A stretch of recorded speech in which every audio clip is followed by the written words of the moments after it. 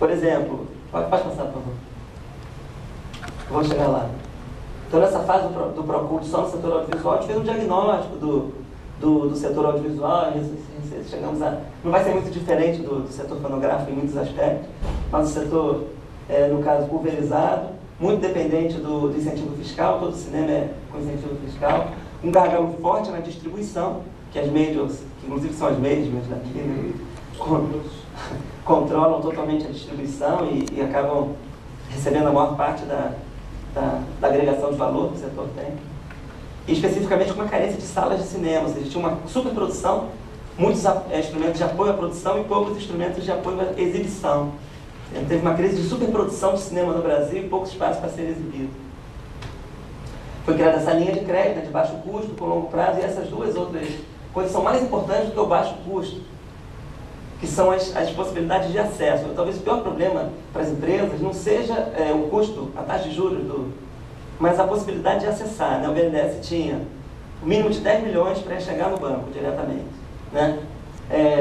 Exigindo garantia real de 130% do valor solicitado. E regra de risco, de prudência bancária, etc., muito, muito fortes. Na verdade é assim, continua sendo assim para vários outros setores. Então a gente conseguiu negociar uma facilitação, que não é a melhor do mundo, mas já deu acesso a muita gente que não tinha, que era baixar esse valor de 10 para 1 milhão mínimo de financiamento, e poder trocar essas garantias, ao invés de exigir 130% de garantia real, conseguir fazer alguma coisa com a cara de recebível, né? Receitas futuras. No cinema, sobretudo nas salas de cinema, a gente fez um modelo muito bacana, muito interessante, que, vamos dizer assim, a nossa função aqui juntos, se é possível no setor fonográfico pensar alguma coisa semelhante, a gente está super aberto a sugestões. O cinema, ele tem bilheteria, né? Então a bilheteria é bastante controlada pelas próprias distribuidoras, que as bilheterias de cinema são todas informatizadas, a maior parte, e as distribuidoras controlam, claro, elas tomam 40%, 50% do que é arrecadado da bilheteria vai para a distribuidora, então eles controlam bem fortemente isso.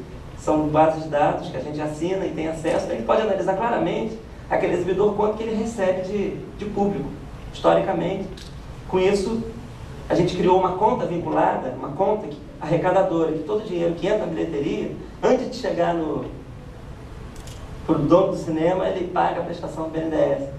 Isso substituiu as garantias reais, é uma coisa muito interessante. Para a gente, inclusive, é melhor. Eu já vi estimativas lá no banco, que quando o banco tem que executar a garantia, ou seja, ir lá juridicamente e tomar aquela garantia do seu dono, historicamente, em termos de valor, ele recupera 50%. Porque, o que você vai fazer com um alto forno? Vou tomar seu alto forno, toma, é meu agora. Quem quer? Botando no classificado, quem quer o alto forno? Não dá, então... Ou então tem as depreciações de equipamentos, quer dizer, é muito difícil executar garantia, é uma porcaria. Quando você pega um imóvel, quando você vai executar um imóvel, se é o único imóvel do cara, o juiz não dá ganho de carro. Isso é um problema sério, a garantia é real, todo banco exige, mas é uma garantia ruim. Ela é ruim para os dois lados, ela é ruim porque muitas vezes o cara não tem para apresentar, e para o banco que está executando é uma péssima garantia, ela não é líquida, ela demora a voltar, né? Então esse tipo de estruturação que envolve recebível, dos mais variados, pode ser um papel, por exemplo, o contrato de distribuição, a gente financiou alguns filmes contra o contrato de distribuição. A distribuidora já tinha comprado, já tinha um contrato de distribuição com o produtor, a gente tomou aquele contrato de distribuição em garantia. Com esse contrato ele terminou de produzir o filme e, entendeu? Era muito sólido, da Warner, sei lá de quem, não tinha risco. O único risco era do cara não conseguir finalizar o filme, né? Se ele finalizasse, aquele contrato estava... Então, para que cobrar garantia real se você tem essas alternativas que são melhores para os dois lados? Outra exigência dessa linha é que a sala de cinema não podia ser em shopping center. Não tem essa exigência não. Ah, não tem? Não. Eu ouvi falar. Não, se ouve falar muito no banco, se ouve falar de cada coisa. Uma vez eu estava num seminário, aí os seminários eram aqueles que... setor automotivo. Era aqueles que... Tem aquelas mesas grandes, você na hora do almoço, você não pode sentar só com seus colegas, você senta com uns 15 caras, né? Aí começa a conversar assim, um com o outro assim, pô, BNDES, né? BNDES diz que lá só com peixada lá, pô. Ninguém consegue nem falar com ninguém do BNDES. Aí eu peguei e dei o cartão, pode ligar, cara, à vontade, assim, a gente recebe todo mundo. Pode ser até mais difícil de conseguir o recurso, porque os nossos critérios são meio duros. Mas falar, você fala, cara. O que acontece? Os consultores, principalmente, uma raça desgraçada, eles saem alardeando no mercado uma série de dificuldades, né, para vender os serviços. Eles atrapalham horrores, atrapalham os empresários. Eles mentem para os empresários. Hoje uma vez estava conversando com uma empresa há um tempão, daqui a um mês e meio, eu vi pelo Bina, a empresa era do Mato Grosso e o Bina era do, sei lá de onde, Paraná. Aí eu falei, aí eu já estava discutindo, você está falando da sua empresa no Mato Grosso? Estou, sim. Que curioso, né? O Bina aqui está no Paraná. Aí ele meio que desligou e tal, descobri que era consultor o tempo inteiro. A empresa nem sabia que o cara estava entrando. O cara entra, pega uma assinatura lá, porque o cara nem sabe o que ele está assinando. E ele entra, depois que ele conseguir algum tipo de aprovação, ele vai cobrar a comissão dele. Né? São horrores que acontecem. Assim, o BNDES pode fazer muitas críticas, sobretudo da burocracia, que é complicada, a lentidão dos processos, mas é uma instituição muito transparente, sabe? Assim, qualquer pessoa que queira conversar, sempre muito bem recebida, lá tem todas as informações, o site é muito transparente também. Convido vocês a entrarem, o site teve uma reformulação nos últimos 6 meses, ficou bom de se entender assim, como é que é a estruturação dele. E assim, na verdade não tem como a gente brigar contra os shopping centers, né, no cinema, porque é a tendência absoluta aí no mercado. Os shopping centers, eles oferecem, né, para os exibidores os espaços gratuitamente, quase. Alguns gratuitamente, alguns cobrando aluguel pequenininho, porque os shoppings querem um cinema que traz o público. E aí o cara vai fazer o quê? Vai pegar um cinema de rua, que não tem estacionamento, não tem segurança. O público está querendo o shopping center, é um problema sério, né? Só no Rio de Janeiro que ainda sobrevive alguns cinemas de rua. Bom, vamos lá. Então, pode seguir. Então, eu estava falando, né? A grande vantagem, sobretudo nas salas de exibição, foi a garantia ser vinculada às receitas de bilheteria, com a estruturação inspirada no que a gente chama de modelo de Project Finance, que é, ao invés de a análise ser baseada na empresa, a análise é baseada no projeto. A diferença, assim, de estruturação financeira.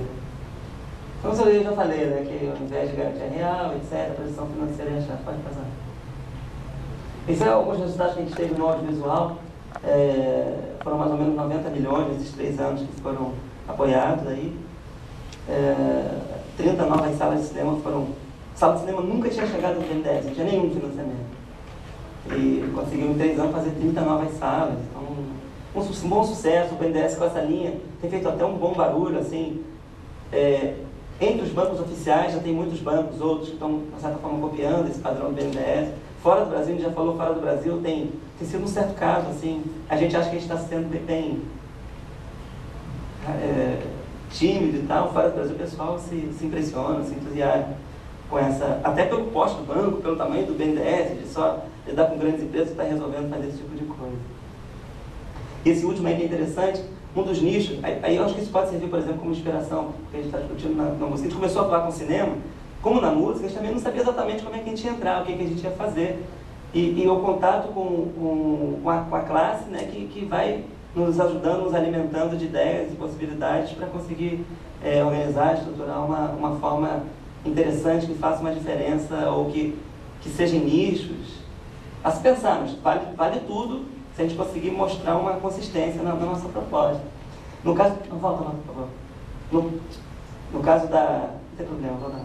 No caso do setor audiovisual, a gente identificou um grande potencial do Brasil no caso de animações, desenhos animados.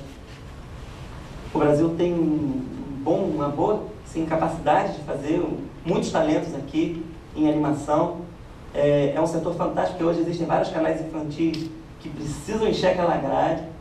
Essa grade um desenho animado não tem a restrição do cinema normal, né, da língua, né, porque uma vez dublado, uma animação, ela pode ir para todo mundo, com a mesma animação. E tinha uma série de coisas mais ou menos pipocando. O BNDES deu uma injetada de recursos forte. E isso viabilizou. O que acontece? Nas animações, o principal produtor de animação no mundo é o Canadá. Tem muitos incentivos do governo, eles adotaram isso, sobretudo de animações com caráter mais educativo.